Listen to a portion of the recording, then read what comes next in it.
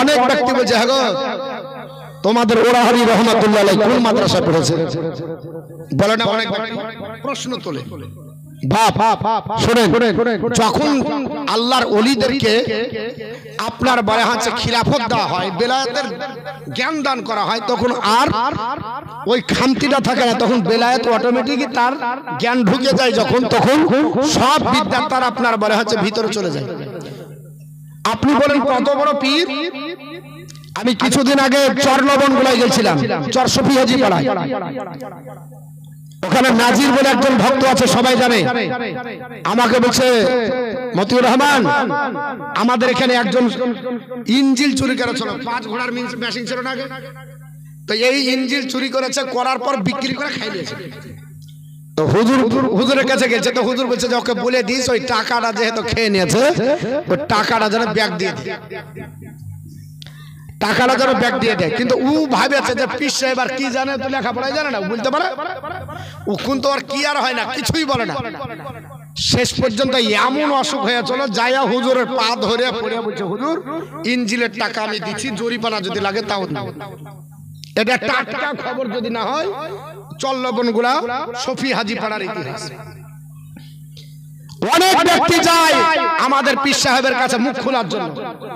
যাওয়ার পর যা ছিল ভিতরে ভাড়ে যা ছিল সব গুটিয়ে যার বুঝতে পারে আমরাও ভাবি যে বলবো কিছু কিন্তু বলারই সুযোগ পাই না বলতেই পারি না সব ভুলে যাই কি যে হয় আপনি না বিশ্বাস করেন একটু টের করবেন যদি না হয় আপনি একটু ট্রাই করবেন যাইয়া পীর সাহেব বসে থাকবেন তখন আপনি বলার চেষ্টা করবেন আপনি আমার সঙ্গে যাবেন যে বলবেন দেখবো কত বড় আপনি বলে আছে মুফতি মহাদ্দেশ হয়েছেন তো বাপ আল্লাহর ওলি যখন হয় ইমাম গাজ্জালি রহমাতুল্লাহ আলাইহি তিনি কোন মাদ্রাসা পড়েছেন কোন জায়গায় পড়েন তো তিনি এত বড় ইমাম গাজ্জালি হলেন কি করে তিনি তো কোন মাদ্রাসায় পড়েনি আবুল হাসান খারকানি রহমাতুল্লাহ আলাইহি কোন মাদ্রাসায় পড়েনি এত বড় ওলি হলেন কি করে বাবা আল্লাহর ওলিরা যাকে খেলাফত দেয় তখন আপনার বলা হয়েছে বেলায়েত দিয়েই তাকে আপনার পরিপূর্ণ করে তখন ওই শরীয়তের 4টা বিধান বাকি থাকে না ওই 4টা বিধান চলে আসে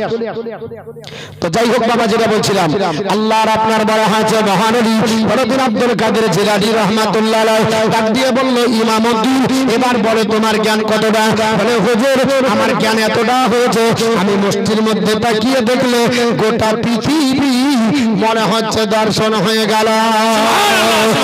আমার মুসলমান ভাইরা একদিনের যদি আপনার বুকের চাপে যদি এত বড় আপনার আলিম হয় এত বড় যদি আপনার ওলি হয়ে যায় এত বড় যদি জ্ঞানী হয়ে যায় তাহলে যে লোকটা 10 থেকে 12 বছর আপনার বললে আমার দরবারে যাতায়াত করে আমি এখন তোমাদের মুরিদ করব না দিল্লির হুজুর আসার পরে খেলাফতি দিলেন তারপরে আপনার মুরিদ আরম্ভ হলো আর উনি